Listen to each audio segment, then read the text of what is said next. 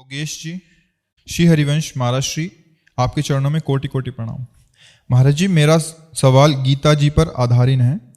गीता जी के अध्याय 9 में श्लोक संख्या 4 में भगवान श्री कृष्ण ने कहा है कि ये सब संसार मेरे निराकार स्वरूप में स्थित व्याप्त है, संपूर्ण प्राणी मुझ में स्थित हैं, परंतु मैं उनमें स्थित नहीं हूँ, तथा वे मुझ में स्थित नहीं हैं। परंतु हम तो संतों से सुनते हैं कि भगवान कण कण में हैं। महाराज जी, कृपया इस श्लोक को समझाने की कृपा करें।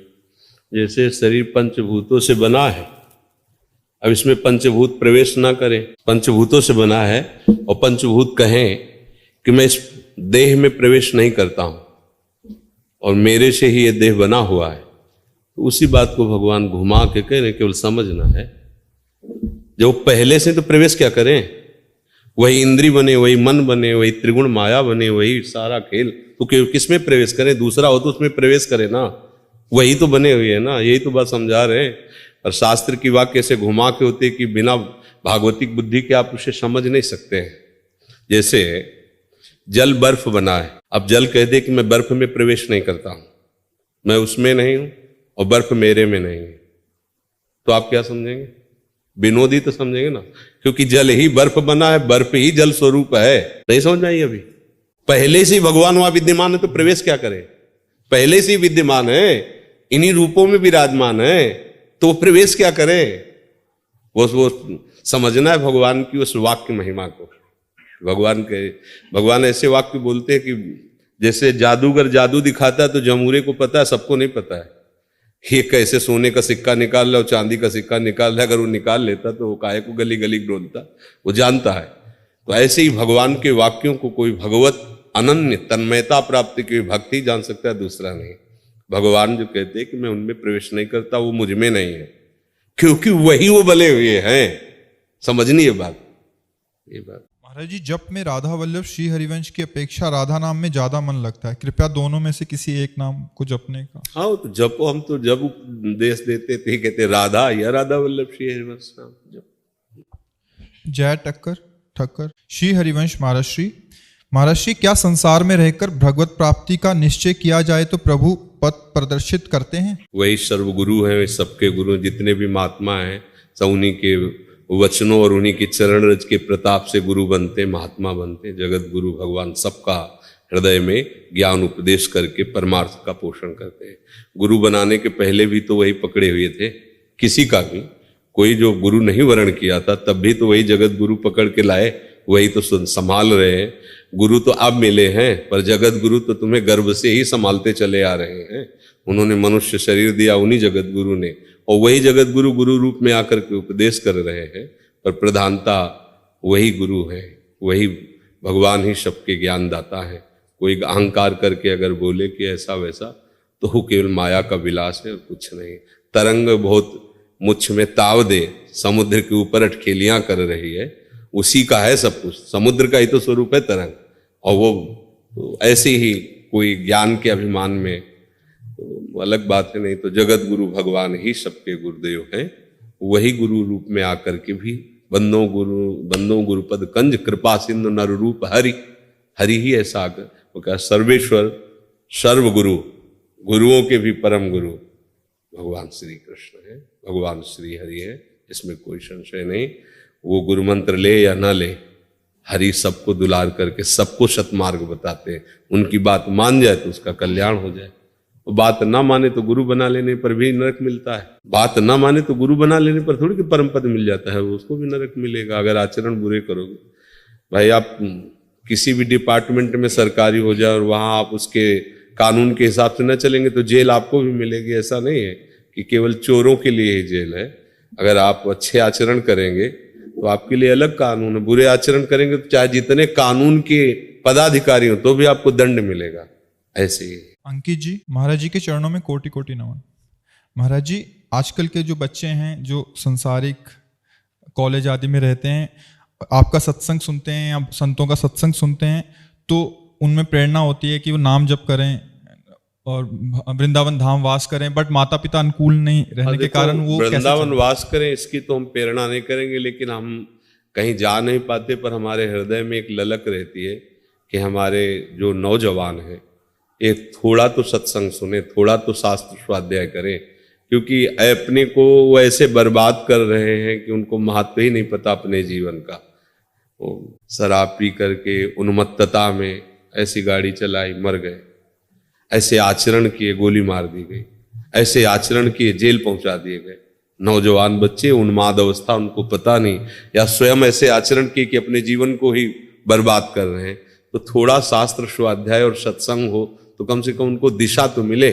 जंगली जानवर जैसी वृत्ति हो रही है। जंगली जानवर को केवल उदर पोषण, मैथुन, नींद, बस इतना ही सुहाई देता है। अपने मनोनुकूल भोग मिले, सोने आराम को मिले, चाहे दूसरा किसी स्थिति में पता नहीं, सामने वाले को क्या कष्ट हो रहा है पता नहीं, केवल अपनी वासना की पूर्ति अपना। तो ऐसे लोग न माता पिता का आदर करते हैं, न गुरुजनों का आदर करते हैं, न शास्त्र का। तो मनमानी आचरण करने के कारण अमूल्य जीवन को ऐसे व्यर्थ में नष्ट कर देते हैं, व्यर्थ में नष्ट कर देते हैं, बिल्कुल व्यर्थ में नष्ट कर देते हैं। ये जितनी भी गंदी बातें हैं, मदिरा पान करना, मांस खाना, जुआ खेलना, व्यभिचार करना, ये सब महापाप है। बुद्धि को भ्रष्ट कराकर ऐसे जीव को नष्ट हो जाता। ये समझ में नहीं आता। मनुष्य शरीर बड़ा अमूल्य है बच्चा, ये बार बार नहीं मिलता है। मान लो 84 लाख योनियों में एक बार कृपा करके मिल गया। अब जैसे आपने अच्छे आचरण किए तो आपको हो सकता है अगला जन्म मनुष्य जन्म मिल जाए, जो चूक हुई उसको सुधारने। लेकिन आप ऐसे मिटिया मेट कर दिए, 1000 रुपया दिए गए, एक के पूरे 1000 बर्बाद कर दिए, तो अगली बार पिता तुम्हें 1 रुपया भी नहीं देगा। हाँ, आपने 9 से अच्छी जगह खर्चे किए, 100 चूक कर दी, तो आपको अगली बार भी चांस मिल सकता है। ये तो ऐसे पूरा का पूरा जीवन बर्बाद करना है। तो इसलिए मुझे लगता है सत्संग तो सबको चाहिए, पर वृंदावन वास करना या वैराग्य ले लेना, इसमें थोड़ा विचारनीय विषय है। गृहस्थी में यदि रह करके, माता पिता की सेवा करके, अच्छी कमाई करके, परिवार का पोषण करके, धर्म पूर्वक चला जाए, तो मुझे लगता है कि इससे भी भगवत प्राप्ति होगी। और ये बहुत बढ़िया है, क्योंकि कलिकाल है। अपनी इंद्रियों को बराबर संयम में रखना बहुत कठिन बात है। पूरे जीवन संयम में रखना, भाई साल 6 महीना की बात हो तो चलो लिखित ले लो, हम गंदा आचरण नहीं करेंगे। आजीवन कभी भी अगर चूक हो गई तो संसार तुम्हें बर्दाश्त नहीं करेगा, कभी भी, पूरे जीवन में। अब आज का खान पान, आज का दृश्य, आज का समाज, तो नए नए बच्चे जैसे जुड़े ना, तो हम प्रभु से यही मनाते रहते कि बस इनकी रक्षा करना, इनकी बुद्धि शुद्ध रहे, क्योंकि बुद्धि शुद्ध रहेगी तो पार हो जाए। अब हम ये कम चाहते हैं कि कोई वैराग्य ले, अंदर से वैराग्यवान बने और गृहस्थी में रहे, कमाए खाए, परिवार का पोषण करे। क्योंकि देखो, जब कोई शासन करता नहीं होता तब फिर धीरे धीरे बुद्धि ढीली हो जाती है। अभी जैसे भगवत कृपा से अपने लोग हैं, अब जितने बच्चा बच्ची हैं आंख नहीं उठा सकते, अंतर और बाहर दोनों जगह से श्री जी संभाले हैं। लेकिन कल ये शरीर न रहे, फिर अगर वो स्वयं में परिपक्व नहीं है तो मान लो जो सेवा में है वो आपको कह सकते हैं कि आप ऐसा मत करो। जब आप मनमानी करोगे तो फिर वो क्या कर सकते हैं, क्योंकि आप स्वतंत्र हैं, आप अपने। अच्छा, अभी हमारा क्या, जैसे अपने बेटे को कहा थोड़ी जाता है स्वतंत्र हो, तो इसीलिए लगता है कि आप यदि परिपक्व नहीं हुए तो आपको कौन संभाल पाएगा आगे। इसलिए चाहिए कि गृहस्थी धर्म में रहे। अगर मन थोड़ा भी फिसड्डू नजर आवे कि फिसल सकता है तो वैराग्य नहीं सोचना चाहिए। फिर घर गृहस्थी में ब्याह करे, धर्म से चले, माता पिता को भगवान मानकर उनकी सेवा करे, और जवानी है खूब मेहनत करो, धर्म से कमाओ, दूसरों का हित करो, मंगल करो, भगवान प्रसन्न हो जाएंगे। आप वृंदावन वास या भगवत प्राप्ति, फिर तो ऐसी बात होनी चाहिए कि हमारे आसपास सारे विषय हों, फिर भी मेरा मन चलायमान ना हो, ये पहले चेक कर ले, क्योंकि ये आग का खेल है, इसमें फिर चूक हो जाती है तो बर्दाश्त कोई नहीं करता है। हाँ जी, अपने श्री मुख से राधा नाम देने। राधा राधा इतना तो जरूर है, जैसे आप लोग नजदीक आए, उनमें से कोई शराब न पीना, मांस न खाना, जुआ न खेलना, पराई बहन बेटियों की तरफ गंदे आचरण मत करना। इतना साधु समागम का इतना तो हो, भजन करो, भगवत प्राप्ति, ये तो बहुत आगे की बात। पहले इतना सीख ले कि जीवन में कभी हम शराब नहीं पिएंगे। क्यों बच्चा है, नहीं पिएंगे, नहीं, आगे के लिए भी कह रहे हैं। क्योंकि नए बच्चे हो ना, जैसे नए नए बच्चे कि यार क्या बाबाजियों के चक्कर में फंस के तुम। मुझे लगता है माता पिता को भी चाहिए कि कहीं ना कहीं अपने भक्तों के संग से बच्चों में संस्कार डालने चाहिए। अब आज का समय ऐसा है कि टेलीविजन और ऐसे चरित्र दिखाए जाते हैं कि महात्माओं पर श्रद्धा ही नहीं रह गई। कुछ मतलब गंदे लोग इस भेष का दुरुपयोग करते हैं कि भाई देखा पूज रहा है मनमानी आचरण, तो इसको ऐसे डाल लिया। ना कोई गुरु परंपरा है, ना कोई वैष्णव संप्रदाय है, ना कोई भजन पद्धति, बस डाल लिया मांगना, ये दुनिया की दलित दुराई करना। अब लोग बोलते क्या है, बोले साधु संत ऐसे बोल देते हैं। अब वो तो भेष है तो सब संत साधु ऐसे नहीं होते। प्राण त्याग सकते लेकिन कुमार्गगामी नहीं हो सकते। प्राण त्याग सकते हैं लेकिन किसी का मंगल साधु ते होए न कार्य जान, ऐसे थोड़ी है। भगवान के मार्ग के पथिक कैसे थोड़ी होते हैं। तो जरूर साधु संग से बुद्धि शुद्ध होती है और शुद्ध बुद्धि में ही जीवन मंगलमय होता है। ना कहीं साधु संग में श्रद्धा हो तो शास्त्र स्वाध्याय करे।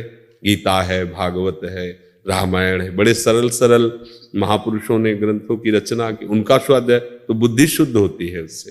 ठीक है दिनेश जी, सतगुरुदेव भगवान के श्री चरणों में कोटि कोटि नमन। महाराज जी, ग्रस्त में रहते हुए प्यारी जू की स्मृति चिंतन कैसा बने निरंतर, उनकी निजता का कैसे अनुभव करें, निरंतर कृपा कैसे अनुभव में आए और कैसे उनके निज जन हो और ठसक बढ़े।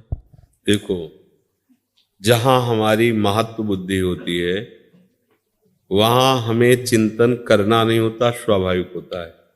प्रगट में देखो, हम देह का चिंतन करते नहीं पर कभी भूलते नहीं। हमारे अंदर महत्व बैठ गया भोगों का, महत्व बैठ गया शरीर का, महत्व बैठ गया रिश्ते नातों का। अब हम श्री जी को अपना वाणी से कहते हैं पर अंदर से महत्व अन्य का है, इसीलिए निरंतर भजन नहीं होता।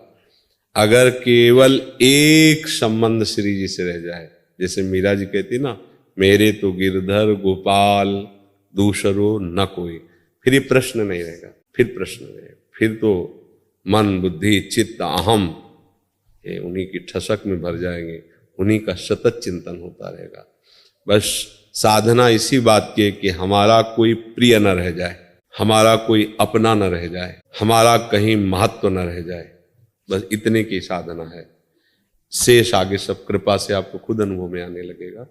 ये अपने तरफ से करना होगा क्योंकि हम ही ने संबंध माना है और इसे हमें ही छोड़ना होगा। अगर हम माने हुए संबंधों का राग बनाए रखे तो हमारा पतन हो जाएगा। तो कोई कहे गृहस्थी में कैसे त्यागे, भाई बाबा जी तो सब त्याग के बैठ जाए, लेकिन गृहस्थी में राग त्यागने की बात कहते हैं। राग त्यागने का सहज उपाय है, हमारा जिससे जो संबंध है हमें उसके प्रति क्या कर्तव्य करना है पर ये करते रहें, उसका हमारे प्रति क्या कर्तव्य है ये मांग ना करें, तो राग का त्याग हो जाएगा। समझ पा रहे? ये हमारे माता है, हमारे पिता है, हमारी पत्नी, हमारा पुत्र है, ये हमारा इनके लिए क्या कर्तव्य है उसका आप पालन करो तो राग नष्ट हो जाएगा और प्रभु से अनुराग होने लगेगा। हम फंस कहां जाते हैं कि हम इनके पति हैं तो इसका हमारे प्रति क्या कर्तव्य है, हम इनके पुत्र हैं तो इनका हमारे प्रति क्या कर्तव्य है। हम अपने कर्तव्य को तो छुपाए हुए हैं, अपने कर्तव्य को तो देख नहीं रहे, उनका हमारे प्रति क्या कर्तव्य होना चाहिए, बस इसी में हम फंस जाते हैं। इसे कहते हैं राग, और जो राग का परिणाम होता है द्वेष, क्रोधावेश, तभी अपने पूज्य जनों पर वो हाथ उठा देता है, गाली देता है या घर में लड़ाई झगड़ा करता है। कारण उसका होता है वो सही समझ ना होने के कारण, नहीं तो घर में रहते हुए भी वो महात्मा है। अपने कर्तव्य को देख करके सबके प्रति अपना व्यवहार जो शास्त्र सम्मत है वैसा करे तो आप देखो राग नहीं रह जाएगा। ये युक्ति है। गृहस्थी में रहते हुए भी वो सबकी सेवा करते हुए भी वो राग रहित रहेगा। जैसे गोपीजन अपने घर में ही थे, कहीं किसी से कोई भी राग नहीं था और सबकी सेवा कर रहे थे, गौ सेवा, पति सेवा, पुत्र सेवा, सबकी। जैसे एक उत्तम गृहिणी ऐसे दिनचर्या थी उनकी, पढ़ के देख लो, धान कूटना, लीपना, पोतना, सब कार्य वैसे ही थे, पर किसी से राग नहीं था, ना अपने शरीर से न किसी शरीर संबंधियों से। हर समय श्री कृष्ण अनुराग में मगन रहते, महान रास में उनका प्रवेश हो गया, वो श्री कृष्ण की प्यारी बनी। बस यही हमारी भक्ति का स्वरूप होना चाहिए। हम अपने कर्तव्य से मन को न चुराएं, जो हमारा कर्तव्य हम उस, वो हमारे प्रति कैसा बर्ताव करता है ये हमें नहीं देखना, वो हमें सहना है। हम अच्छा कर रहे हैं, वो हमारे साथ बुरा कर रहा है तो हमारा कोई प्रारब्ध है, हम उसे सह रहे हैं, पर हम बुरा नहीं कर सकते, हम अच्छा ही करेंगे तो हम साधु बन जाएंगे, हमें ठाकुर जी श्री जी से अपनापन हो जाएगा, हमें उनकी याद आने लगेगी। और जहां हम अपनापन इधर किया और इनका मेरे प्रति ऐसा कर्तव्य होना चाहिए, बस सारा संसार इसी में असंतुष्ट है। आप देख लो, इसी में असंतुष्ट है। हमने इसको पढ़ाया लिखाया और ये हमारे साथ ऐसा बर्ताव, ये क्योंकि उनको भगवान का भरोसा नहीं, भगवान का आश्रय नहीं, उन्होंने तो आश्रय नाशवान शरीरों का लिया, जल रहे हैं, अशांत हैं। और भक्त भगवान के आश्रित होता है, सब में भगवत भाव करके अपने कर्तव्य का पालन करके अंतिम तक केवल भगवान का ही भरोसा रखता है, वो पार हो जाता है। एक भरोसो एक बल एक आश विश्वास, एक राम घनश्याम हित चातक तुलसीदास, बस अपने आराध्य देव में। तो चाहे गृहस्थ हो चाहे विरक्त हो।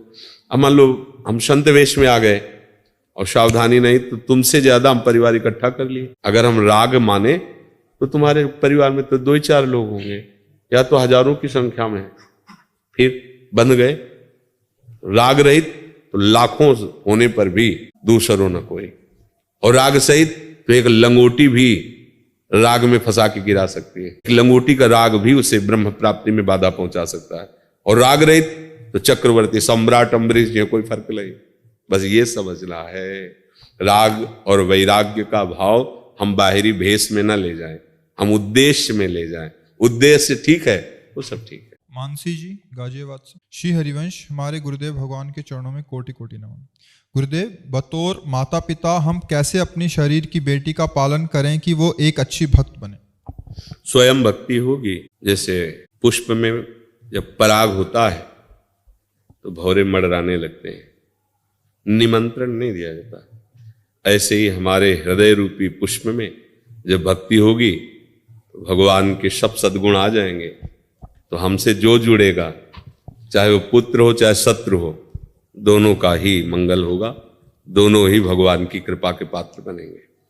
चाहे वो शत्रुता से ही क्यों न जुड़े, किसी भी तरह से संत का चिंतन हुआ, आज तक कहीं प्रमाण नहीं हुआ कि दुर्गति हुई। किसी भी तरह भगवान का चिंतन हुआ, आज तक प्रमाण नहीं। जिन्हें ऋषियों ने शाप दिया उन्हें वो वस्तु मिली जो बड़ी बड़ी साधनाओं से नहीं मिलती है। जैसे नलकूबर मणिग्रीव, नारद जी शाप दे रहे, जा वृक्ष हो जा, पर कहाँ के? नंदालय के। लालजू का साक्षात्कार, उनका स्पर्श प्राप्त होता है। तो संतों का जो हृदय होता है वो भगवत सद्गुण से युक्त होता है, और उसी के प्रभाव से शत्रु और पुत्र में कोई भेद नहीं देखते, वो अभेद भाव से सब में अपने प्रभु को देखते हैं। जब आप ऐसी भावना रखोगी तो पुत्री का किसी को भी आप भक्त बना सकती हो। मम भक्ति युक्तो भुवनम पुनातो, मेरी भक्ति से युक्त भुवन को पावन कर सकता है। अब हम तो प्रपंच का चिंतन करें, विषयों का चिंतन करें, मोह ममता में फंसे और बच्चों को परमहंस बनाना चाहे, असंभव। पहले खुद अपने आप को भक्ति के रंग में रंगे तो उसकी सुवास, उसके आचरण उस पर प्रभाव डालेंगे, नहीं तो असंभव है। भगवान कृपा करें तो ये बात समझ में आ जाए।